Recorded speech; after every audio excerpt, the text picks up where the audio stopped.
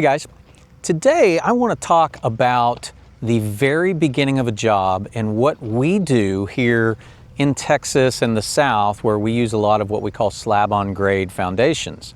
So there's a lot of terminology in the building business, and for my customers out there, I know they hear this and don't know what most of it means. Honestly, I didn't know what a lot of the terminology was when I got into the business also. But it's your business, you have to use the terminology. Otherwise, nobody knows what you're talking about if you're another person in the business. But when I'm talking to customers, I try to explain what some of these things mean. Some of them mean exactly like they sound. So when we say slab on grade, that means we are putting a slab foundation across one grade. Basically, they are level. To do that, we have to have a level, what we call pad, for the foundation. So that requires some level of excavation depending on how much slope's on the lot, how many trees are on the lot, things like that. So right now, I am down at street level, and you can see behind me, there's a lot of slope to this lot. The funny part was the customer didn't think there was that much when we first started. And this is one of the most common, I guess I'll say, optical illusions out there, is the human eye, for some reason, when you're looking at a piece of land and you're looking across a good expanse of it, 100 feet, 150 feet, you may think there's not that much slope here. Meanwhile, when I'm standing here looking at the back of this lot, it's probably, I'd have to look at the topography map, but it's probably got 10, 15 feet of elevation from front to back. Now, it's a 2-acre lot. It's pretty deep, but that makes a big difference when you are excavating for the pad. To talk a little bit about the excavation and how we do these foundations here, I'm going to turn around so you can see the house behind me. So as you can see with their house, perfectly level all the way across. But you can see, as we turn this way, sloping off in the front quite a bit. So their lot, like this lot, is going from back to front. I think these all also slope kind of sideways across the lot because we're much more built up on this end of our foundation than we are over here. So when we are doing the excavation for a pad, what we first do is, of course, if there's any trees, in the case of this lot, you can probably hear the birds singing, some trees behind me. Everywhere where this pad was, there was a lot of trees. So there was a lot of tree removal. That's obviously the first thing we have to do. Then when the trees are out of the way, we can start actually building the pad for the foundation to sit on. Now, if you're in a completely flat piece of land, we are in Dallas-Fort Worth. It's pretty flat here, not much for scenery. And so that's good when it comes to post-tension foundations or slab-on-grade foundations. They can be post-tension, they can be rebar, but slab-on-grade foundations. Obviously, the flatter the lot is, the less you have to do with it. That can also mean less cost. Sometimes lots are too flat. I just built on one that was absolutely perfectly flat all the way across, 1-acre lot, no elevation change whatsoever. Well, you can't make water run uphill or even perfectly sideways on flat ground. So in those cases, you do actually spend some money bringing in dirt to build up the pad enough to then slope away from it and create some slope so that the water can run away from the house. You have to create what we call drainage swales.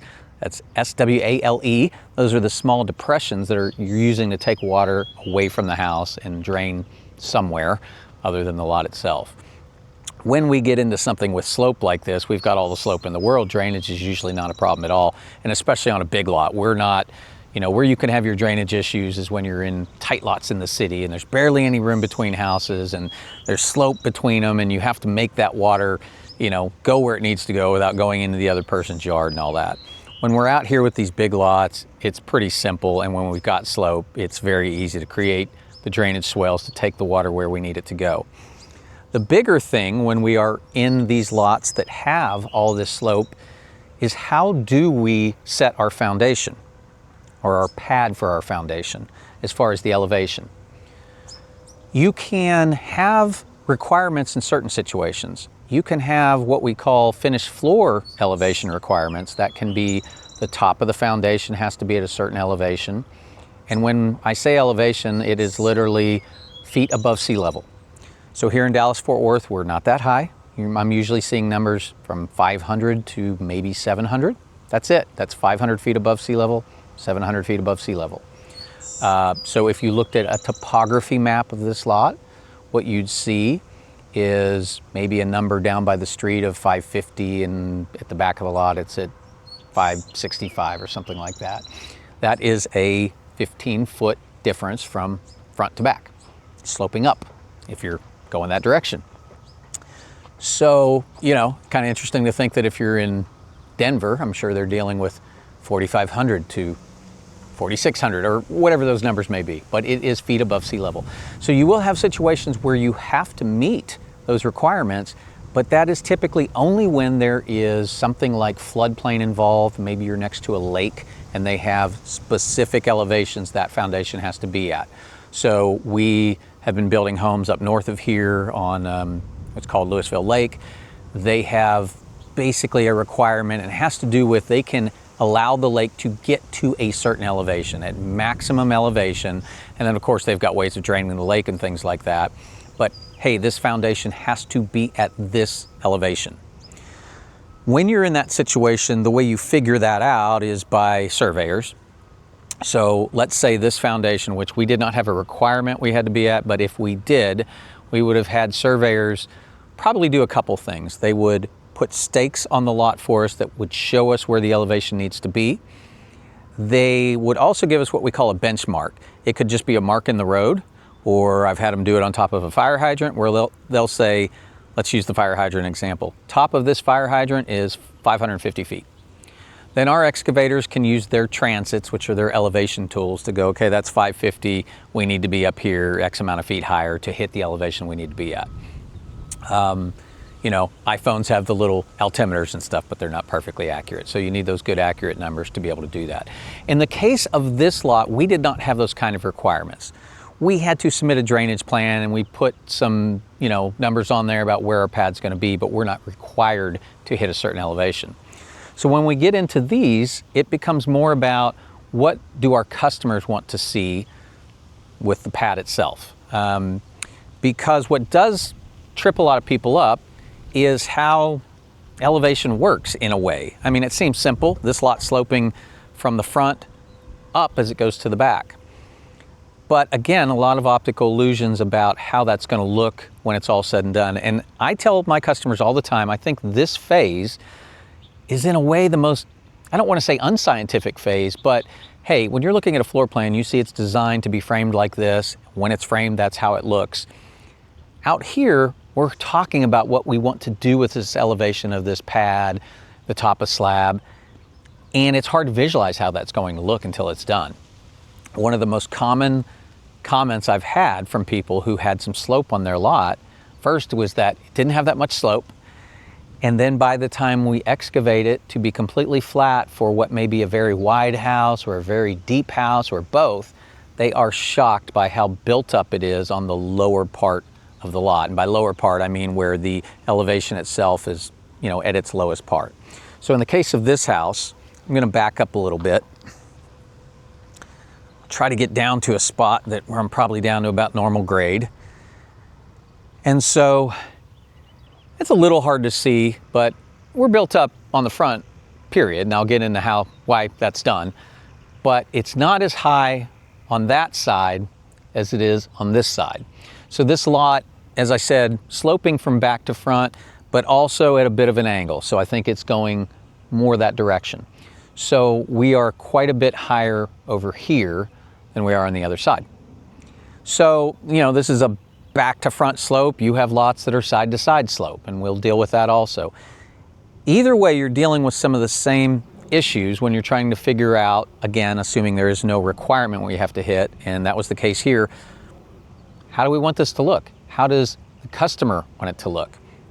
Because we can see what's going on with the house next door. I showed that a second ago. We've got something different going on with the house on the other side. And so this customer knew what he wanted, which was that he would have rather had the front built up more so that it wasn't such a steep slope in the back. So I'm walking up onto the pad now, and I'm going to walk over, I'm going to actually turn the camera around and show you a little bit about how we are built up. So as we look down there, that tree is down there at the natural elevation. I don't know if you can see it on this tree, but there are a couple marks on it, a couple orange pieces of paint. That lower one was where we decided the elevation was going to be at.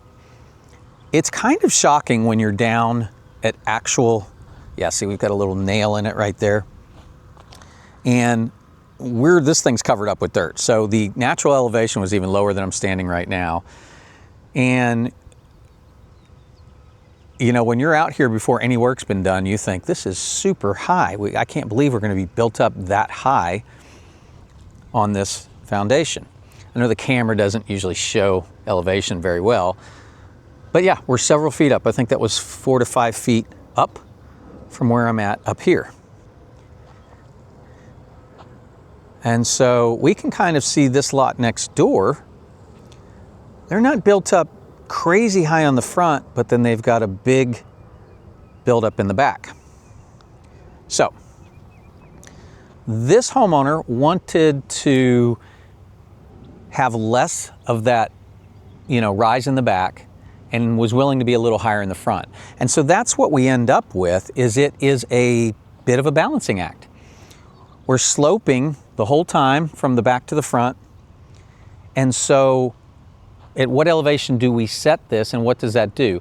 The lower the front of if we brought this down so that there is not much slope in the front, that would make the front yard very mellow. Everything would be down close to the street level.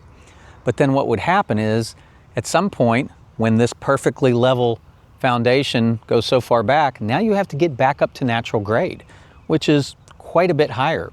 So you end up with that big, you know, slope. Maybe you end up with a big retaining wall across the back.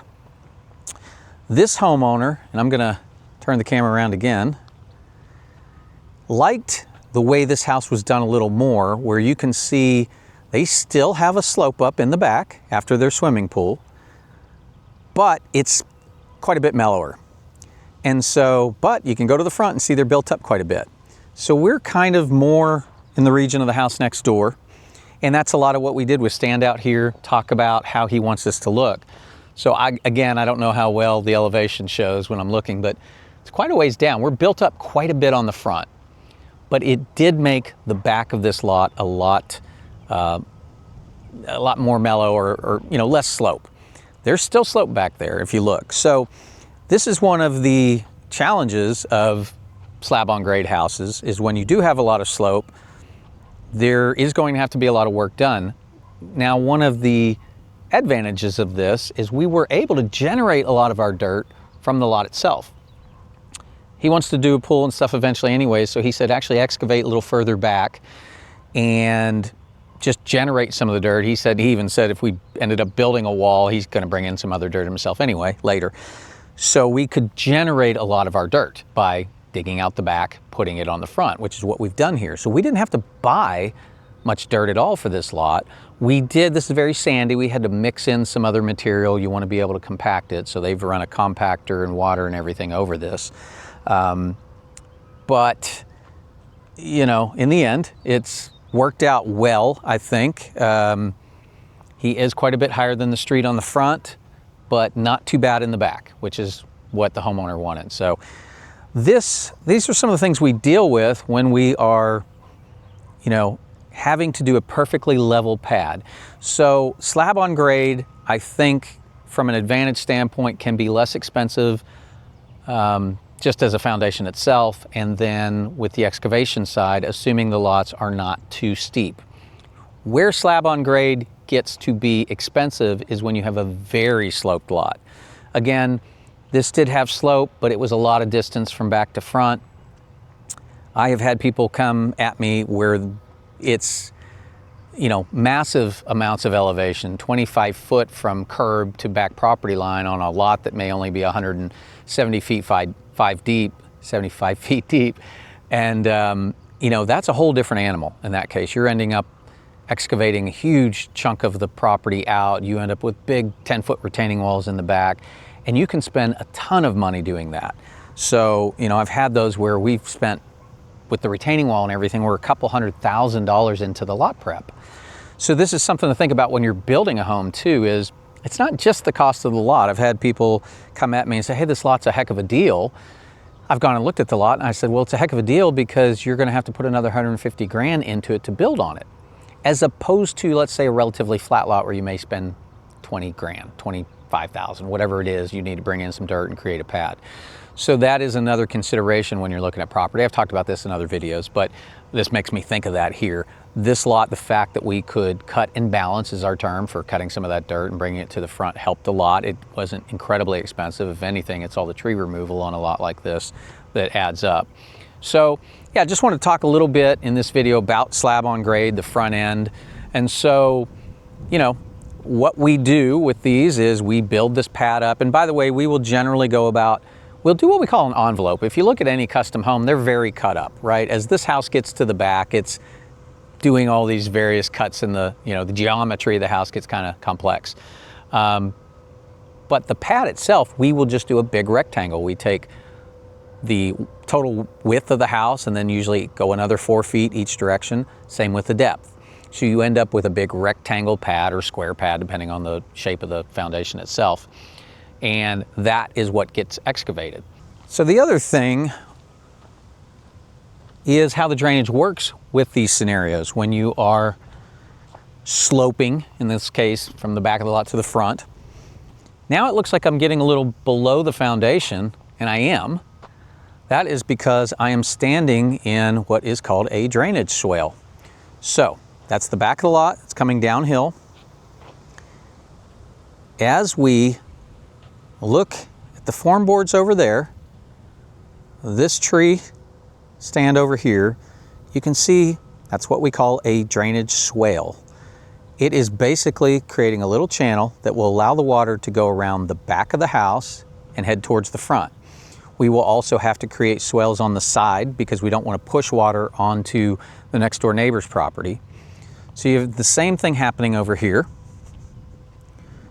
This water is going to come down the hill, and instead of running up into the back of the house, it's going to hit these depressions, run around the house. Driveway is going to be on this side, so the driveway will have to be designed so that it can have some water either run out to the side of it or down the center of it.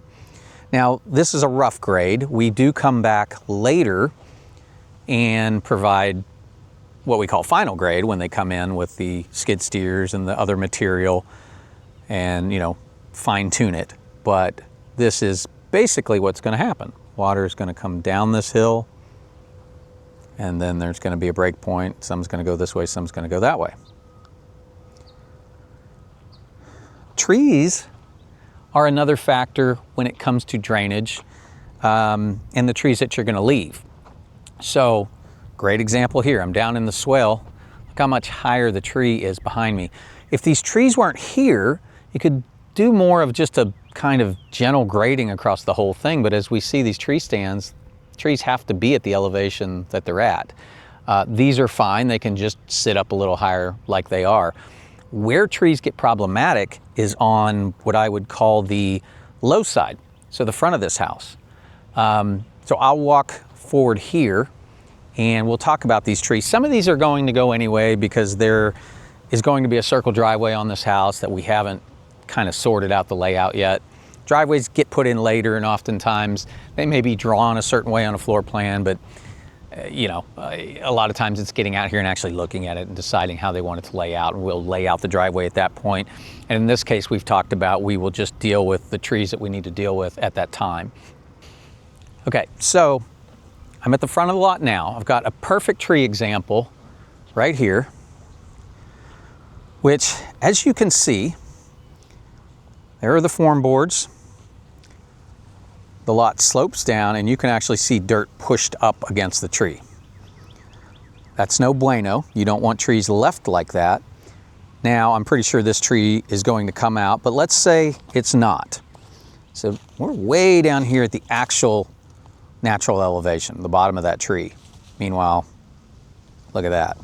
So what has to happen in situations like this is if the homeowner wanted this tree to stay, we would do something what we generally call a horseshoe retaining wall. So imagine that what we do here is we create a retaining wall that just goes around it in a horseshoe way and then tapers back down to the ground. That would allow the grade, the bottom of that tree, to stay at the natural grade, and the wall deals with the elevation change around it. So then we would see sections sloping down and then just comes down into the normal grade here and over here. We do that a lot when people want to keep trees that are somewhat close to houses to deal with this elevation. You can see how much higher the pad is than where that tree is, just all of 10 feet or so in front of it. So trees can be a complication. You know, we've got similar things going on with this. I'm pretty sure this tree's going, but similar things going on with this tree here where, you know, it's just close to a built-up section. So if they wanted to keep this, we'd probably create a little wall around it. Again, some of these may still go when we get our driveway laid out. But that is where trees can get a little bit, you know, we've got a flat lot, there's not much going on. The trees are probably, everything's at a pretty normal grade anyways. But when you've got a lot of slope and you're trying to keep a tree close to a built-up pad, you're generally going to have some kind of retaining wall around it. So that is a video about a slab on grade pad, how we do the excavation, how we deal with slope. I'm going to turn the camera around one more time and show these trees back there. These are the trees I was standing up in front of before. You can see I'm looking almost straight across the pad and they are built up quite a bit. So there will be more work done on this eventually. But that's how we do these. We are in the phase with this one right now where the form boards are set, and these are just the exterior form boards. So this house is getting foundation piers. I won't go deep into that right now. I've done other videos on it, but foundations confuse people more than just about anything else. Because while we are doing foundation piers on this foundation, it's not a pier and beam, two different things. This is a slab, a concrete foundation that first has the piers poured first. 12-inch diameter piers that go down 15, 20 feet, have rebar and concrete put in them. They are poured first. Then the foundation is poured on top of those, with the whole point of being a reinforcement against settlement. So if this dirt were to start to collapse a little bit over time with moisture and things like that, the foundation piers prevent the foundation from settling too much. All foundations will have some amount of settling. They'll have some amount of surface cracking. I again talked about this in other videos too, because it's one of the most common concerns homeowners have. But 99.9% of the cracks you see in concrete are not structural, they are surface cracking. So anyways, this is another, this is going to be a post-tension foundation. So I've done plenty on foundations. I'll probably do a little more on this one just to show some of the processes, but I really wanted to talk about slope, about what we deal with when we are trying to make a pad perfectly level and the lot is not perfectly level. And voila, same video, different house. So I was coming over to a different job site and I started thinking about the slab on grade situation that we have from job to job. I've just been talking about slab on grade means the slab is perfectly level all the way across. That is usually how it's done, but you can have cases where slabs have drops in them. So this is a job we have up on the lake where the lot had a lot of slope side to side. So I was just talking about a lot that had slope from back to front. This lot is sloping from left to right. So as I go over here, I don't know if you can see it, but I'll show it in a second. There's an HOA amenity center next door that is way lower than this lot is. So the architect that designed this house actually dropped part of the slab. It is a slab on grade. We're all at one grade to a point, but then it drops. What's happened here, if you can see behind me, is the garage is dropped nearly 2 feet from the rest of the house. So the rest of the house is on the same grade. It's the same level all the way across. It is a 2-story home, but the first floor is all level. But the garage is dropped lower. He did that to deal with the fact that the lot has slope. And it's interesting sometimes in the building business because you can do things, and sometimes it's when you get into it that you realize, okay, trying to address one issue can cause others. So there's no real problem with the way this is done, but it did create a few interesting little issues for us. One of the big ones also is the fact that this house is going to have a circle driveway. So what I'm going to do is I'm walking down here to where I am at the garage door level, the apron of the garage door. So here I am right in front of a nice cedar stained garage door. If we look at that painter's van behind me, they are a little ways up. Not a huge difference, but it's, again, a couple feet. This thing is going to have a big circle drive. So the driveway comes in, this house sits real far back from the street, and we're going to have a big circle drive through here. What do you do with that? You don't want everything just to have a big slope down to the garage doors. We are going to have some drain systems here and some catch basins and whatnot to help deal with all this. But what it also is going to mean is that we are going to bring down the grade in the front so the circle is on a fairly level section. That means up there at that part of the slab, the driveway is going to be lower than that part of the slab. That means we're going to have some raised beds, kind of some mini retaining walls. I think the architect called them raised planters. So not anything big as far as retaining walls are concerned. But one of the interesting spots, and we have a couple of them on this house, that it causes some complications is right here. So this house has a garage that's kind of a swing style, California style garage at a bit of an angle. And it doesn't have a direct door from inside the house to the garage. It has this little breezeway section behind me. So I'm going to turn the camera around and show you how this is working out. This is where the slab elevation of the main house ends. Perfectly level all the way across the house until we start working our way into the garage. And then you can see we are dropping with some steps. Now you can see all of that exposed concrete step right there. And this is the part that is a little tricky, because if we just graded it, we would be allowing water to just head down into what is actually a attached greenhouse right there. And we can't do that. So what is going to happen here is we are going to, in final grade, we'll come in with some material. You usually want your final grade to end up, a few inches below your top of your slab. We will have all of this on a higher level, bring a retaining wall around, and you can kind of see where it's painted here, that kind of dies into that step. The rest of this is going to be brought down and all concreted in. But I'm showing you all that to say that sometimes in this business, the way something has been designed looks great on paper, but then later you're looking at it going, how are we going to make all this work so we don't have drainage problems? And this is the one little spot here where it's a little tricky. Now, because we're going to have to bring all of this driveway down, we are going to have raised beds along here. We're probably going to have a sloping lead walk or walkway up into the entry of the house. And as I walk around this side of the van, this area I'm standing on here will be a couple feet lower than what the slab's going to be.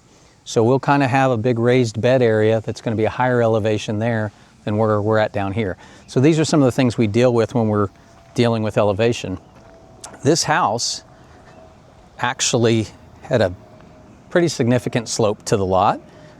Just talking about this on the other lot, but this one again was side to side. So if you look right there, there's our garage, swing style garage. You can see it sitting lower than the main foundation of the house,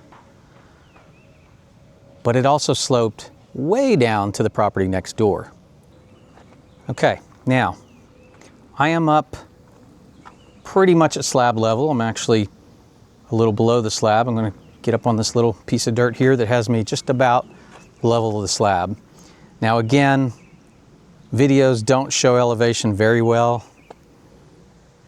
but that building is way below where we're at right here. That's because the property was sloping down the whole way, and you can see it keeps sloping on the other side of this HOA amenity center there. You can see the lake in the back. Beautiful out here. But that was the reason that the architect even designed this side of the house to have a lower slab, to have a lower grade than the main part of the house. He was trying to deal with the slope. Had this garage been at the same level, almost 2 feet up, we would have just had to deal with this aspect of it that much more. We would have had to deal with being built up another 2 feet higher, and we're already really high. So I've done some other videos on this retaining wall and this slab before, but I'm just going to walk down here to the end of the retaining wall, get down on this property. And this isn't even that big of a retaining wall. We actually tried to minimize the retaining wall, and then we did something called a dropped beam on the foundation. So what we've done here is just essentially created a situation where we can have the grade lower, so we wouldn't want to be sloping from all the way up there down to this wall. So the drop beam just allows us to start the grade lower down and not have that much slope to the retaining wall. It does mean you see the exposed concrete, but that's what a drop beam is. We can't run that rock all the way down on that because that's the part of the foundation that is really called a foundation beam. It's not meant to be covered with anything. So this particular lot is a great example of what having to, create a slab on grade with a lot of slope, the kind of the problems that it causes, and that you have to deal with often by retaining walls. Retaining walls are the only way to deal with the slope that you're going to have from, let's say, that corner closest to the property line to the property line, which is kind of out here in the middle of this ditch area. But if you look at that, maybe it doesn't come off on the camera, but if you just tried to slope that, too steep. There are limits of slope that you're allowed with cities, and you just have to think of it as, hey, you couldn't be on that with your riding mower because it would tumble down the hill. So we have minimum slopes we're allowed to do, and that's what a retaining wall does. It breaks up the difference. It allows you to, have a section of land that's up where the house is at that's relatively flat, and then to deal with the big drop down to the next level of slope. I hope all you guys watching the video, if you are homeowners looking to build, this helps you understand the process a little more. If you are a wannabe builder or something like that, you just enjoy watching these, hope that helps. We are actually looking to get an inspection on this today, and then we're going to move forward with more of the process. So thanks you guys for watching. Hit subscribe if you can and like, and I'll see you on the next one.